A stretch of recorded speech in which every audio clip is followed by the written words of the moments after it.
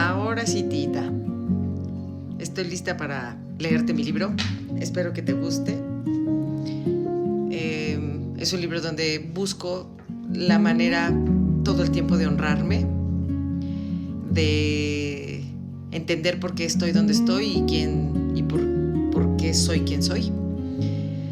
Para eso, pues lógicamente, primero tuve que honrar a mi mamá, que después de mucho tiempo logré hacerlo. Y no porque no quisiera, pero más adelante vas a ir entendiendo qué fue exactamente lo que pasó, ¿no? Pero bueno, ahí te va. Este libro tiene mucho de mi personalidad, de mi forma de hablar, de mi forma de decir las cosas. Entonces, pues tiene mucho humor, sarcasmo, pero sobre todo tiene verdad. Y tiene alegría y tiene lo que siempre me has visto ser. ¿Ok? Dice, capítulo 1, donde comienza el silencio. No supo que murió y yo tampoco. Hay historias que no empiezan con palabras, empiezan con un vacío, con una ausencia que se instala antes de que puedas siquiera pronunciar tu nombre.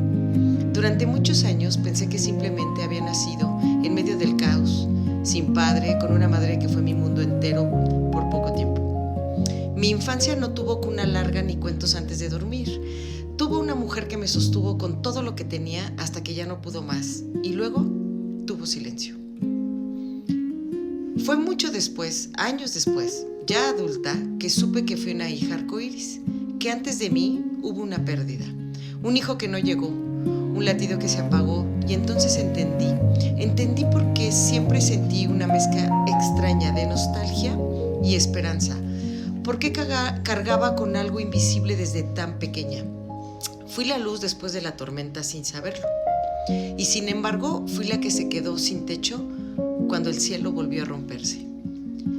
La muerte de mi madre no solo fue una pérdida, fue una ruptura del mundo, el amor más grande y el más corto.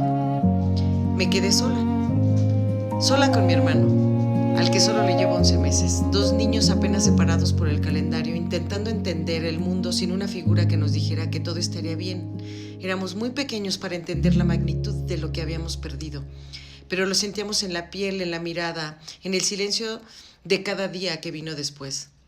No con rabia, no con comprensión, solo con una sensación espesa, como si todo el aire tuviera el peso de su ausencia. Ahora que lo escribo, no lo hago para contar simplemente lo que pasó.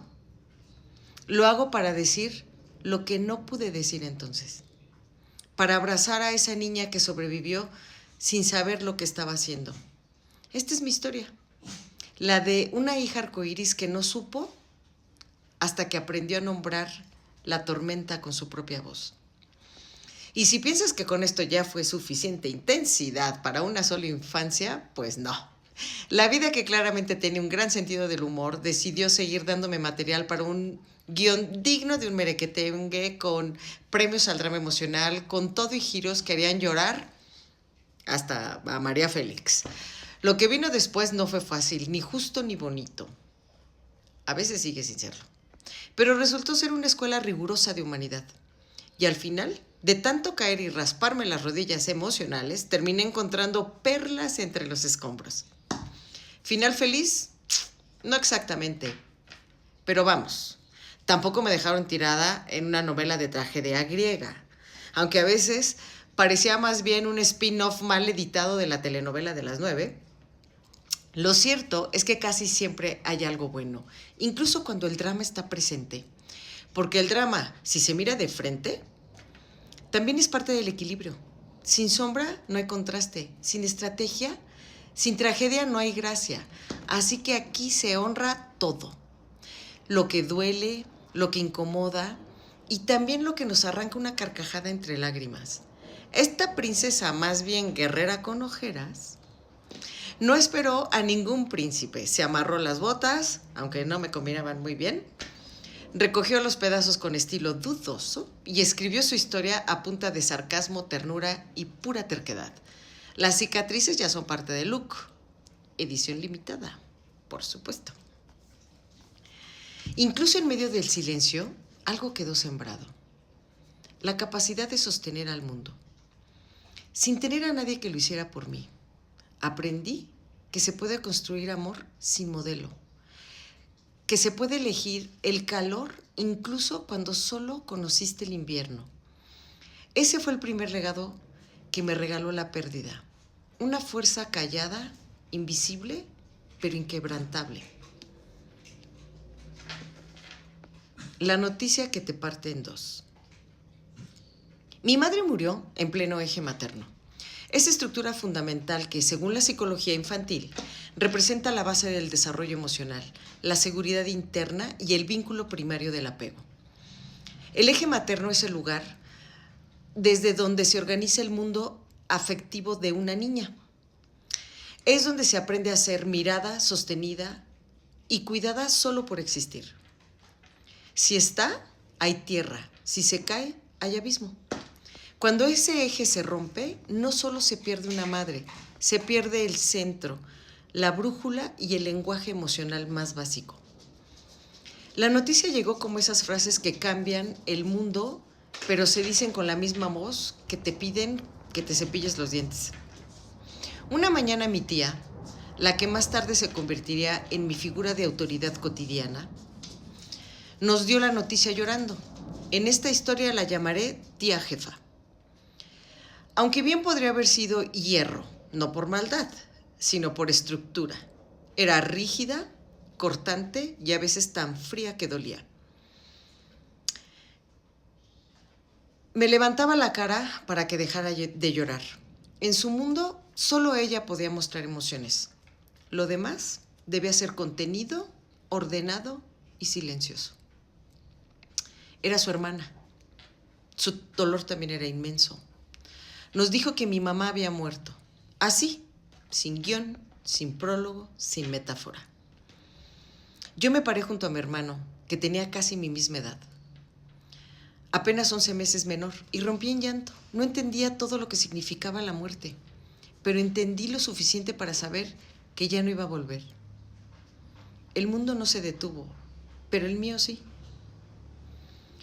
Nos íbamos a quedar al cuidado de ella, no porque lo pidiera con ternura ni lo ofreciera como un acto de amor desinteresado, simplemente se asumió. Y más adelante incluso nos pediría que le llamáramos mamá.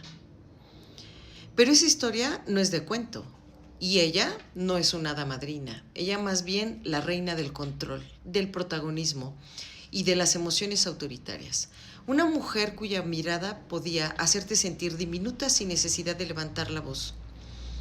Violenta emocionalmente, dominante y más adelante aliada de su hijo mayor en dinámicas de poder que no excluyeron a nadie.